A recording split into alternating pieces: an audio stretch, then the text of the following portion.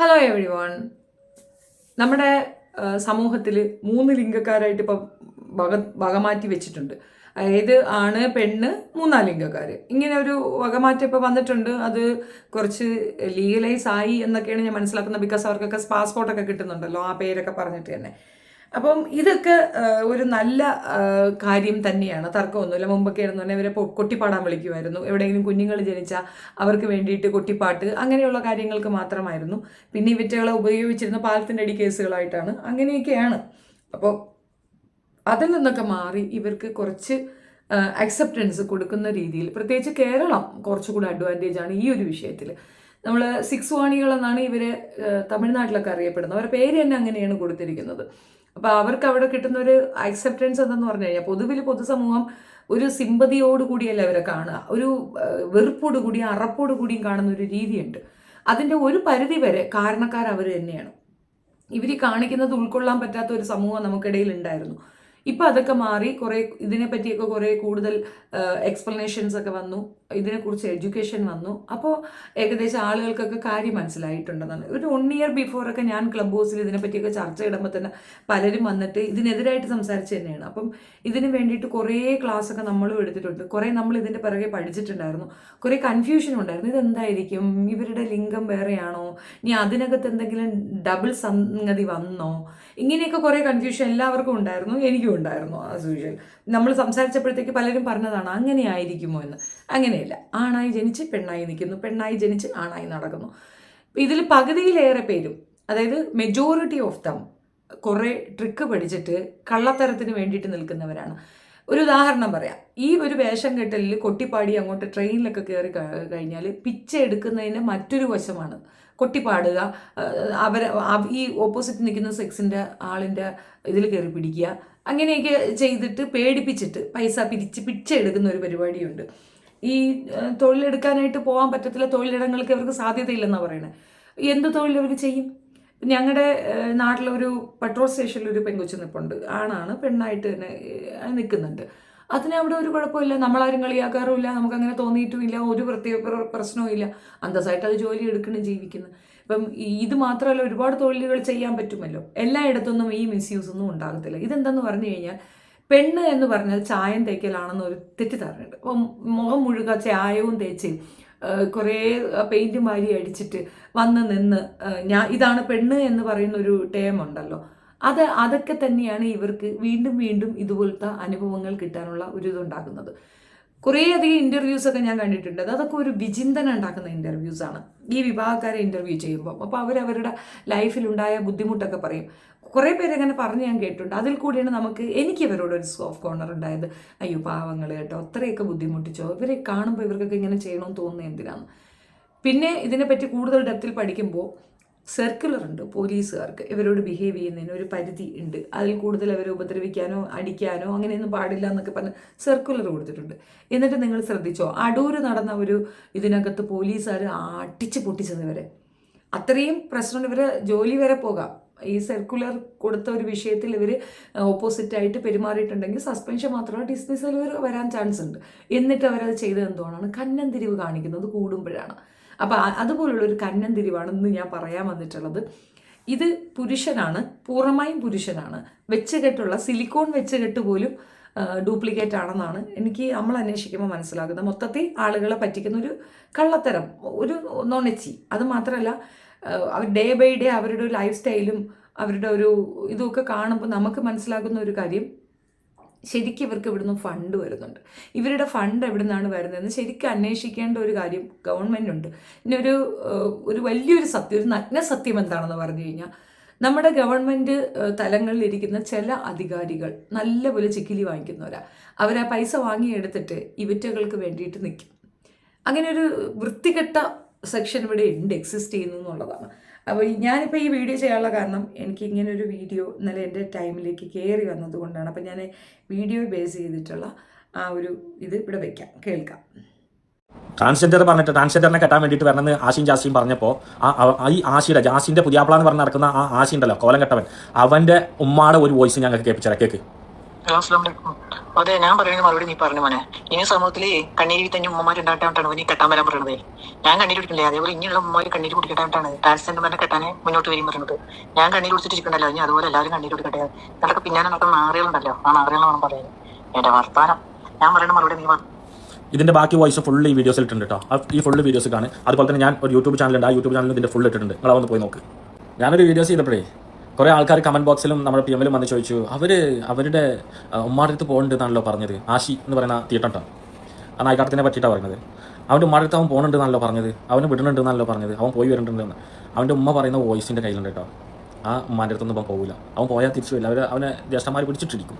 പിന്നെന്ന് പറഞ്ഞു കഴിഞ്ഞാൽ ആ മഹലിലുള്ള ആൾക്കാരെ പിടിച്ചിട്ടല്ലോ. കാരണം ഒരു എന്താ പറയുക, ഒരു സമൂഹത്തിനെ മൊത്തം തന്നെ ഇല്ലാതാക്കിയ ഒരു ടീമാണ് ഇവരെയാണ് ഇങ്ങനെ നിങ്ങൾ സപ്പോർട്ട് ചെയ്ത് ഇങ്ങനെ കൊണ്ടുപോകുന്നത്. സത്യത്തിലേ ഉമ്മ ആരാന്നും മാതാവ് എന്താണെന്നും ഒന്നും ഒരു വിവരം ഇവർക്ക് രണ്ടുപേർക്കില്ല. ഇവരുടെ ആ ലൈഫ് എൻജോയ് ചെയ്യുക, ഇത് തന്നെയാണ്. ഒരു ബോധം എന്ന് പറഞ്ഞ സംഭവം ഇവരുടെ ഇതിലില്ല. ഇവരിങ്ങനെ ആരെങ്കിലുമൊക്കെ പറയും, അപ്പോൾ ഇതാക്കും. മറ്റേ കൂടെയുള്ളവൻ കണ്ടോ, ഈ ജാസി എന്ന് പറയുന്ന ആ കുണ്ടൻ, അവൻ്റെ കഥ ഒന്ന് ആലോചിച്ച് നോക്കാം. അവൻ ഇന്ന് ചിലപ്പോൾ ദേവിയായിട്ട് വരും, നാളെ ബീവി ആയിട്ട് വരും, മറ്റന്നാൾ മൂദേവി ആയിട്ട് വരും. അവൻ അങ്ങനെ ഒരു ലോകത്തിൽ നടക്കുന്നത്. എന്നിട്ട് അവൻ പറയും, ഞാൻ ഇടയ്ക്കിടയ്ക്ക് എൻ്റെ ആടെ ഖബറിന് വേണ്ടിയിട്ട് ഞാൻ ഇവിടെ ഇരുന്നിട്ട് പൊട്ടൊക്കെ തൊട്ടിട്ട് ഇങ്ങനെ പ്രാർത്ഥിക്കും എന്ന് പറയും. അത് പറയുന്നത് കേൾക്കാൻ വേണ്ടിയിട്ട് ഇങ്ങനെ ഇരിക്കുന്നതല്ലേ. നിങ്ങൾക്ക് അവർ ചെയ്യുന്ന 100%. നിങ്ങൾക്ക് ആർക്കെങ്കിലും അങ്ങനെ ലൈവിൽ ഇങ്ങനത്തെ ചെയ്യണമെങ്കിൽ ഞാനൊരു ദിവസം ലൈവ് ഇട്ടിട്ട് അവൻ്റെ ഉമ്മാനെ വിളിച്ച് സംസാരിക്കാം. അവൻ്റെ ഉമ്മാനെ ഞാൻ വിളിച്ചിട്ട് സംസാരിക്കാം. എന്നിട്ട് നിങ്ങൾ കേട്ടിട്ട് മതി അത്. കാരണം എന്താ വെച്ച് കഴിഞ്ഞാൽ അവർ പറഞ്ഞുതരും എന്താണ് അവസ്ഥ എന്നുള്ളത്. അത് ഈ പുള്ളി പറഞ്ഞത് ഒരു വലിയ കാര്യമാണ്. ഇപ്പോൾ ഒരു ഇൻവിറ്റേഷൻ പോലെ വന്നിട്ടുണ്ടായിരുന്നു, എല്ലാവരും മുന്നോട്ട് വരണം എന്ന്. എന്തിനി? വിവാഹം കഴിക്കാൻ. ആരെ? ഈ പറയുന്ന വിഭാഗത്തിലുള്ളവരെ. എന്തിനി? ഇപ്പോൾ സിയാ പവലും മറ്റേ ആ പെണ്ണായിട്ട് ജനിച്ച് ആണായിട്ട് കിടക്കുന്ന അവർ വിവാഹം കഴിച്ചില്ലേ? അതുപോലെ അങ്ങ് കഴിക്കുന്നേ. നിങ്ങൾക്കിടയിൽ തന്നെ നല്ല യൂണിറ്റി ഉണ്ടല്ലോ, അതിലൊരാളെ പിടിച്ച് അങ്ങനെ ഇങ്ങനെ ചെയ്യുന്നില്ല. മറ്റൊരാളുടെ ലൈഫ് നാശം ചെയ്തുകൊണ്ട് എന്തിനാണ് നിങ്ങൾ ഈ തോന്നിയാസം കാണിക്കാൻ നടക്കുന്നത്? അത് അങ്ങനെ ചോദിച്ചത്, അങ്ങനെ പറഞ്ഞതിനൊക്കെതിരെ ശക്തമായ ആളുകൾ ഇറങ്ങുകയാണ് വേണ്ടത്. പക്ഷെ ഇവിടെ ആർക്കും അതിനുള്ള സമയമില്ല എന്നുള്ളത് കൊണ്ട് ആരും ഇത് ചെയ്യുന്നില്ല. പക്ഷെ അടങ്ങിയിരിക്കുന്നിടത്തോളം ഇവർ തലയിൽ കയറി നിരങ്ങും. ഇപ്പോൾ അവർ ഇൻവിറ്റേഷൻ വിളിച്ചിട്ടുണ്ടല്ലോ. ഇപ്പോൾ ആ പയ്യൻ്റെ ആശിയോ രാസിയോ എന്തൊക്കെയാണോ പേരുകൾ, ആശി എന്ന് പറയണ അയാളുടെ അമ്മ, അവർ ഭയങ്കര സ്ട്രോങ് ആയിട്ട് ഇതിനെതിരെ തന്നെ നിൽക്കുന്ന ഒരു സ്ത്രീയാണ്. അവർക്കത് എതിർക്കാനുള്ള അവരുടെ കാരണങ്ങളും ഉണ്ട്. ഈ പറയുന്ന രീതിയിൽ ഇപ്പോൾ ഒരു പരുവത്തിൽ ഇപ്പോൾ ഒരുപാട് പേരെ നമ്മൾ കണ്ടിട്ടുണ്ട്. പല ഇതുപോലുള്ള പ്രകൃതി വിരുദ്ധമായ സാധനങ്ങൾ ചെയ്യുന്നതിൻ്റെ പേരിൽ പിടിക്കപ്പെടുന്ന കുറേ അധികം ആൾക്കാരെ കണ്ടിട്ടുണ്ട്. ഇവരൊക്കെ ഇതായതുകൊണ്ടാണോ? അല്ല, അതൊരു വൈകല്യമാണ്, മാനസിക വൈകല്യം. ആ വൈകല്യത്തിന് ട്രീറ്റ്മെൻറ്റാണ് വേണ്ടത്. അല്ലാതെ നാട്ടിൽ ചുമ്മാ കിടക്കുന്നവരെല്ലാവരും കൂടെ വന്ന് ഈ വൈകല്യത്തിന് കൂട്ടിയിരിക്കണമെന്നാണ് ഈ പറയുന്നത്. അത് ഞാൻ അതിൻ്റെ കൂടുതൽ ഡെപ്തിലേക്ക് പറഞ്ഞു കഴിഞ്ഞാൽ കുറച്ചുകൂടെ വൾഗറായി പോകും. അതുകൊണ്ട് ഞാൻ അത്രയ്ക്കൊന്നും പോകുന്നില്ല. പുള്ളി പറഞ്ഞതാണ് എൻ്റെ കറക്റ്റ്. ഇതിനെയൊക്കെ നമുക്ക് കൊടുക്കേണ്ട ഒരു പൊസിഷനിൽ കൊടുത്തിരുത്താതെ തലയിൽ കയറ്റി ഇരുത്തിയാൽ ഇതുപോലെയൊക്കെ സംഭവിക്കും എന്നുള്ളതാണ്. നമുക്ക് ഇവരോട് ദയുണ്ട്. ഇവർക്ക് ഇങ്ങനെ വീട്ടിൽ നിന്ന് പുറത്തേക്ക് ആക്കപ്പെടുന്ന ഒരു സാഹചര്യമുണ്ട്. ആ ദയയ്ക്ക് ഇവരുപയോഗിക്കുന്ന ഒരു ഇതുണ്ടല്ലോ. അഭിഷേക് എന്ന് പറഞ്ഞിട്ടൊരു പയ്യനുണ്ടായിരുന്നു നമ്മുടെ ബിഗ് ബോസിൽ. അവൻ്റെ അമ്മ അവൻ ഗേ ആണെന്ന് പറഞ്ഞപ്പോൾ ഉൾക്കൊണ്ട് അംഗീകരിച്ചു. അതുപോലുള്ള അംഗീകാരങ്ങൾ എല്ലായിടത്തും ഉണ്ടാകും. പക്ഷേ അവിടെ ഈ വൾഗാരിറ്റി കുത്തിക്കയറ്റാൻ വന്നു കഴിഞ്ഞാൽ അവരനുവദിക്കത്തില്ല. അതവർക്ക് ഉൾക്കൊള്ളാൻ പറ്റുന്ന ഒരു സാധനമല്ല. അത് മനസ്സിലാകാത്തത് കൊണ്ടാണ്. ഇനി ഞങ്ങളെ കൊണ്ട് ഉൾക്കൊള്ളിപ്പിച്ചേ പറ്റുള്ളൂ എന്നുണ്ടെങ്കിൽ കഷ്ടം തന്നെയാണ്, ഒന്നും പറയാനില്ല. നിങ്ങൾക്ക് നിങ്ങളുടെ പാടായി നിങ്ങൾ പോയി വീടെടുക്കുക, എന്നിട്ട് ഇതുപോലെ താമസിക്കുകയോ ഒക്കെ ചെയ്തോ. അത് ഞങ്ങൾ ഉൾക്കൊള്ളണമെന്ന് പറയുന്നിടത്താണ് പ്രശ്നം വരുന്നത്. എവിടെയും അത് തന്നെയാണ്. എന്ത് വിഷയവും, എന്ത് ഇമ്മോറൽ ആക്ടിവിറ്റീസും, ഏത് രീതിയിലുള്ള വൾഗാരിറ്റിയും സൊസൈറ്റി നിങ്ങൾക്ക് അങ്ങനെ ജീവിക്കാനുള്ള എല്ലാ അധികാരമുണ്ട്. ഇപ്പം ലൈംഗിക തൊഴിലാളികൾ എന്നേ പറയാൻ പാടുള്ളൂ എന്നാണ് പറയുന്നത്, മറ്റതൊന്നും പറയാൻ പാടില്ല. ലൈംഗിക തൊഴിലാളികൾ, അങ്ങനെ ലൈംഗിക തൊഴിലാളികളായി നിങ്ങൾ നന്നായി ജീവിച്ചു പോയിക്കോളൂ. നിങ്ങൾക്ക് അങ്ങനെ ഒരു ക്രെഡിബിലിറ്റി ഇവിടുത്തെ ഗവൺമെൻറ് അംഗീകരിച്ച് തന്നിരിക്കുന്ന സ്ഥിതിക്ക് നിങ്ങൾ അതനുസരിച്ച് ജീവിച്ചതിലൂടെ ആരാന്ത വേണ്ടെന്ന് പറയുന്നത്. അത് ഞങ്ങൾ അംഗീകരിക്കണമെന്നും ഞങ്ങളുടെ വീട്ടിലെ കുട്ടികൾ ഇതുപോലെ ഇറങ്ങി വരണമെന്നും പറയുന്നിടത്താണ് ഈ പ്രശ്നം വഷളാകുന്നത്. കുറച്ച് ഭാഗം കൂടി ഉണ്ട്, കേൾക്കാമേ. അതെ, ഞാൻ പറയുന്ന മറുപടി നീ പറഞ്ഞു മോനെ. ഇനി സമൂഹത്തില് കണ്ണീര് തന്നെ ഉമ്മമാരുണ്ടായിട്ടാണ് ഇനി കെട്ടാൻ വരാൻ പറയുന്നത്. ഞാൻ കണ്ണീര് കുടിക്കില്ലേ, അതേപോലെ ഇനിയുള്ള ഉമ്മമാര് കണ്ണീര് കുടിക്കട്ടായിട്ടാണ് ട്രാൻസ്ജെൻഡർമാരെ കെട്ടാനെ മുന്നോട്ട് വരും പറയുന്നത്. ഞാൻ കണ്ണീര് കുടിച്ചിട്ടിരിക്കണ്ടല്ലോ, ഇനി അതുപോലെ എല്ലാവരും കണ്ണീര് കുടിക്കട്ടെ. നിനക്ക് പിന്നാലെ നടക്കുന്ന നാറികളുണ്ടല്ലോ, ആ നാറികളാണ് പറയുന്നത്. എന്റെ വർത്താനം ഞാൻ പറയുന്ന മറുപടി നീ പറഞ്ഞു മോനെ. അൽഹംദുലില്ലാ, കുഴപ്പമില്ല മോനെ, സുഖമാണ്.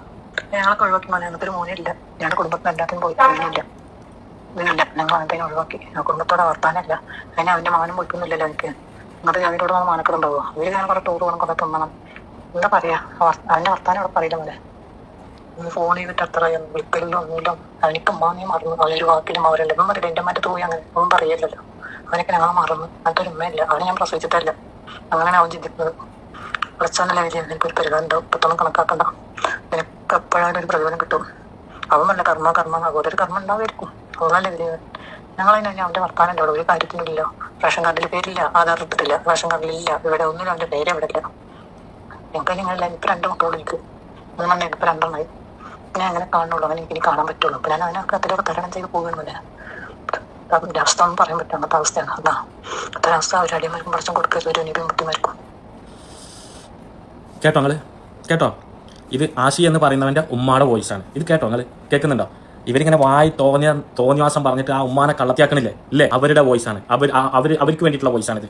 ആ മഹാസാധുവാ, എടാ എന്ത് സ്നേഹമുള്ള ഒരു ഉമ്മാനെ ഇടന്നായി എനിക്ക് കിട്ടിയത്, എന്തൊരു സ്നേഹം. ഞങ്ങൾ പോയിട്ട് സംസാരിച്ചതാ, ഞാൻ നാസർ റാഫി അങ്ങനെ ഞങ്ങൾ കുറച്ച് കൂട്ടുകാർ പോയിട്ട് കണ്ടതാ ആ ഉമ്മാനെ. അതിൻ്റെ സ്നേഹം, അതിൻ്റെ കണ്ണിന്ന് കണ്ണീര് വന്നിട്ട് ഇവിടെ കളറായിക്കണ്. ആ നിനക്ക് വേണ്ടിയിട്ട് കരഞ്ഞതാ നായെ, നിനക്ക് വേണ്ടി കരഞ്ഞതാ. എന്നിട്ട് നീ എവിടെയാ? നീ ഇപ്പോഴും അവൻ്റെ ഇത് മൂട് മണപ്പിച്ച് നടക്കല്ലേ? അല്ലേ? എന്താ നിൻ്റെ ഒരു അവസ്ഥ? എന്നിട്ട് നീ ഇങ്ങനെ ഈ മേക്കപ്പ് ഇട്ടിട്ട് ഞാൻ മറ്റേതാണ് മറിച്ചതാണ്, അതിൻ്റെ ഒരു അഹങ്കാരം. നിൻ്റെ അഹങ്കാരം പടച്ചോന്ന് പറയുന്നതിന് വലിയവനാ. വലിയ ഇതൊന്നും വേണ്ട അതിന്. ചെറിയ ഒരു നീ കഴിക്കുന്ന മീനില്ലേ, അതിൻ്റെ ഒരു മീനിൻ്റെ മുള്ളു മതി. അല്ലെങ്കിൽ നീ ഇപ്പോൾ വെജിറ്റേറിയൻ ആണല്ലോ, ചാത്തൻ കഴിക്കാത്തതുകൊണ്ട് നീയും കഴിക്കൂലല്ലോ. നീ വെജിറ്റേറിയൻ ആയല്ലോ, മറ്റേ ചാത്തൻ്റെ കൂടെയുള്ള ചാത്തൻ കഴിക്കൂല, അപ്പോൾ നീയും കഴിക്കൂലല്ലോ. അപ്പോൾ ചാത്തന് കഴിക്കാത്ത സംഭവം മുരിങ്ങാക്കോല് തിന്നുമല്ലോ അല്ലേ, മുരിങ്ങാക്കായ തിന്നുമല്ലോ. അപ്പോൾ ഇതിനകത്ത് ആ ഉമ്മ കൃത്യമായി കാര്യം പറഞ്ഞിട്ടുണ്ട്. എന്താണ് അവർക്ക് ഇവരോടുള്ള ഒരു കൺസെപ്റ്റ്, അല്ലെങ്കിൽ ഇവരുദ്ദേശിക്കുന്നത് എന്താണെന്ന് അതിനെ ഉൾക്കൊള്ളാൻ പറ്റാത്ത അത്രയും വേദനയിലാണ് ആ ഉമ്മ പറയുന്നത്. എല്ലാവർക്കും കർമ്മഫലം കിട്ടി, നിങ്ങൾക്ക് കിട്ടിയില്ലേ, നിങ്ങൾ അനുഭവിച്ചില്ലേ, നിങ്ങൾക്ക് പോരെ എന്നൊക്കെ ചോദിക്കുന്ന ആശി എന്ന് പറയുന്ന മറ്റേ മോന് ഉള്ള മറുപടി, ഇതിനുള്ള മറുപടി നിനക്കൊന്ന് തരാൻ പറ്റുമോ? നീ ഒരു ഉമ്മയുടെ കണ്ണീരിന് ആളാണ്. ആ ഉമ്മയുടെ കണ്ണീരെന്ന് പറയുന്നത് നിസ്സാരമൊന്നുമല്ല. അവരുടെ ആ ശാപം നിന്റെ തലയിൽ ഇങ്ങനെ കറങ്ങി നടക്കുകയാണ്. എന്നിട്ടാണ് നീ ബാക്കിയുള്ളവരെ ശപിക്കുന്നത്. സ്വന്തം ജീവിതത്തിൽ എന്തെങ്കിലും നല്ലത് കാണിക്കുക, എന്നിട്ട് നാട്ടുകാരെ തലയിലോട്ട് പാഞ്ഞിടിച്ച് കയറാം. നീ തന്നെ ആ ചെറുക്കനെ കൊണ്ട് കിടന്ന് ഇല്ലാത്ത അപരാധം കാണിക്കുന്നത് ആ ഉമ്മ വളരെ വേദനയോടുകൂടി കണ്ടുകൊണ്ടിരിക്കുകയാണ്.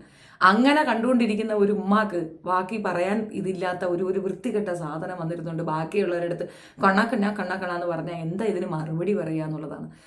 യൂസ് കോമൺ സെൻസ് യാർ. നിങ്ങൾക്ക് ഇതൊന്ന് മനസ്സിലാകുന്നില്ലെങ്കിൽ എന്ത് പറയാനാണെന്ന്, എന്ത് വൃത്തികെട്ട സാധനമാണെന്ന് ആലോചിച്ച് നോക്കിക്കുകയാണ്. എന്തൊക്കെയാണ് സൊസൈറ്റിക്ക് ഇവർ കൊടുക്കുന്ന മെസ്സേജ് എന്ന് മനസ്സിലാകുന്നില്ല. എന്നിട്ട് ഇവളെയൊക്കെ തൂക്കിക്കൊണ്ട് നടക്കാൻ കുറേ എണ്ണം. എന്തൊരോ സംഭവമാണെന്നൊക്കെയാണ് വിചാരം. അതെന്താ നിങ്ങൾക്ക് കുടുംബത്തിൽ കയറാൻ പറ്റാതെ വരുന്നേ? അറിയുന്ന ഒത്തിരി പേരുണ്ട്, അവരൊക്കെ അന്തസ്സായിട്ട് കുടുംബത്തിൽ തന്നെ ഉണ്ട്, ഒരു കുഴപ്പമില്ല. നിന്നെ എന്താ കുടുംബത്തിൽ കയറ്റാത്തെന്ന് ആദ്യം ഒന്ന് പറ, എന്നിട്ട് ബാക്കിയുള്ള കൊണയും പറഞ്ഞുകൊണ്ട് വരാം. കുടുംബത്തിൽ കയറ്റാത്തൊരു സാധനമാണ് ഈ സാധനം. അങ്ങനെയുള്ള ഒരുത്തിയാണ് വലിയ കൊണയും പറഞ്ഞുകൊണ്ട് വരുന്നത്. സ്വന്തം കുടുംബത്തിലൊന്ന് കയറാനുള്ള ശ്രമം നടത്തും, സ്വന്തം കുടുംബക്കാർ നിന്നെ ഒന്ന് അംഗീകരിക്കട്ടെ, എന്നിട്ട് നീ ബാക്കിയുള്ളവരുടെ നെഞ്ചത്തോട്ട് പാഞ്ഞു കയറുക.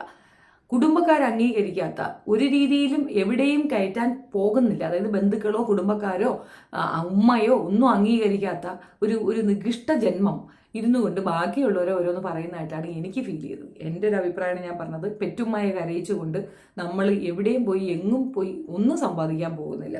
പെറ്റ തള്ളയെ കരയിച്ചുകൊണ്ട് നമ്മൾ ഒരിടത്തൊന്നും ഒന്നും നേടത്തില്ല എന്നുള്ളത് ഒരു വലിയ സത്യമാണ്. അത് മനസ്സിലാക്കാൻ കോമൺ സെൻസ് വേണം. അതില്ലാത്തവരിടത്ത് അത് പറഞ്ഞിട്ട് കാര്യമില്ല. മേക്കപ്പും ഇട്ട് പുട്ടിയെ ഒലിപ്പിച്ച് നടന്ന് അങ്ങ് ഭയങ്കര വർത്താനം പറഞ്ഞ് അതിൻ്റെ കൂടെ കുറേ മയക്കും കൊണ്ട് കുറേ എണ്ണം അങ്ങോട്ട് ചെല്ലും. ആശി പറ. ഇതിൻ്റെ പിന്നിൽ മറ്റൊരു സൈക്കോളജിയും കൂടെ ഉണ്ട്. ഇപ്പം ഇസ്ലാം കമ്മ്യൂണിറ്റി കുറച്ച് അച്ചടക്കത്തിൽ ജീവിക്കുന്ന ഒരു വിഭാഗമാണ്. സമാധാനപരമായ ഒരു ടൈമാണ് അവർ മുന്നോട്ട് വയ്ക്കുന്നത്. ആ വിഭാഗക്കാരെ അവഗണിക്കാൻ അല്ലെങ്കിൽ അവരെ ഒന്ന് ഇകഴ്ത്താൻ ഇവറ്റുള്ള അവർ എന്നുള്ളതാണ്. ഞാൻ ചോദിക്കട്ടെ, ഇസ്ലാം കമ്മ്യൂണിറ്റിയിൽ നിന്ന് മാത്രമേ ആൾക്കാരുള്ളൂ? അവർ മാത്രമേ ഉള്ളൂ? പക്ഷെ അതിൽ നിന്ന് വന്നവർക്കാണ് കൂടുതൽ ഇളക്കവും, അതിൽ നിന്ന് വന്നവർക്കാണ് അക്സെപ്റ്റൻസ് കൂടുതലും കിട്ടുന്നത്. അതിൽ നിന്ന് തന്നെ എന്ത് വ്യക്തമാവുന്നുണ്ട്? അവർ കാണിക്കുന്ന വൃത്തികേടുകൾ ഹൈലൈറ്റ് ചെയ്ത് കാണിക്കാൻ വേണ്ടി അവരെ കൂടുതൽ അക്സെപ്റ്റൻസ് ഉള്ളവരാക്കുന്നതാണ്. ജാസിയാഷി ഇനി ഇതുപോലെ ഉണ്ട്. സീമ വിനീതിനൊക്കെ എത്ര ഇൻ്റർവ്യൂ കിട്ടുന്നുണ്ട്, എത്ര എടുത്ത് അവരെ ഇതുപോലെ കാണിക്കുന്നുണ്ട്. അവർക്ക് അങ്ങനെ ഒരു ഇതുണ്ട്, അവരതിൻ്റെ രീതിയിൽ ജീവിച്ചു പോകുന്നുണ്ട്. അതിനപ്പുറം ഇതുപോലെ കണ്ടെടുത്തൊക്കെ വന്ന് അഭിപ്രായം പറഞ്ഞ് കുണുങ്ങി നടക്കുന്നുണ്ടോ അവർ? അത് ശരിക്കും പറഞ്ഞാൽ കുറച്ചുകൂടെ ഒറിജിനാലിറ്റി ഫീൽ ചെയ്യും. അവർ കള്ളത്തരം കാണിക്കുന്നതായിട്ട് എനിക്ക് ഫീൽ ചെയ്തിട്ടില്ല. And she married to a man. അതൊരു ബുദ്ധിമുട്ടാക്കി നമുക്ക് കൊണ്ടുവന്ന് കാണിക്കുന്നുണ്ട്. ഡെയിലി ഇങ്ങനെ മേക്കപ്പ് ഇട്ട് ലക്ഷക്കണക്കിന് വില വരുന്ന സാധനങ്ങളും ഒക്കെ കൊണ്ടുവന്ന് കാണിച്ച് ഇങ്ങനെയൊക്കെ എന്തെങ്കിലും അത് കാണിക്കുന്നുണ്ട്. ഇഷാനും സൂര്യയും കല്യാണം കഴിച്ചു. എന്താ അവർക്കുള്ള പ്രോബ്ലം? എന്താ? അവരും ജീവിക്കുന്നില്ലേ? അവർക്കൊരു പ്രശ്നമില്ലല്ലോ. അപ്പം അതൊന്നും അല്ല, ഇവറ്റുകൾക്കാണ് കുഴപ്പം. ഇവറ്റുകളെയാണ് ഇങ്ങനെ ബൂസ്റ്റപ്പ് ചെയ്യുന്നത്. അതാണ് ഞാൻ പറഞ്ഞത്, ഇതിനകത്ത് മതപരമായ ഒരു കാഴ്ചപ്പാടും കൂടെ കുത്തിക്കയറ്റപ്പെടുന്നുണ്ട്. അപ്പം അതൊക്കെ എതിർക്കേണ്ട രീതിയിൽ എതിർക്കണം. നമുക്കിതിൻ്റെ നിയമവശം അറിയില്ല, ഞാൻ ഇതിൻ്റെ നിയമവശം പഠിക്കാനും പോയിട്ടില്ല. ഇതുകളൊരു പൊതുശല്യങ്ങളാണ്. ഈ പൊതുശല്യങ്ങളെ കൊണ്ട് നടന്ന് ഇതുപോലെ ബൂസ്റ്റപ്പ് ചെയ്യുന്ന അവരെയും പൊതുശല്യമായിട്ട് തന്നെ പ്രഖ്യാപിക്കണമെന്നാണ് എൻ്റെ ഒരു പേഴ്സണൽ അഭിപ്രായം. നിങ്ങളുടെ അഭിപ്രായം കമൻറ്റിൽ പറയുക. വീഡിയോ ഇഷ്ടപ്പെട്ടാൽ ലൈക്ക്, ഷെയർ ആൻഡ് സബ്സ്ക്രൈബ്.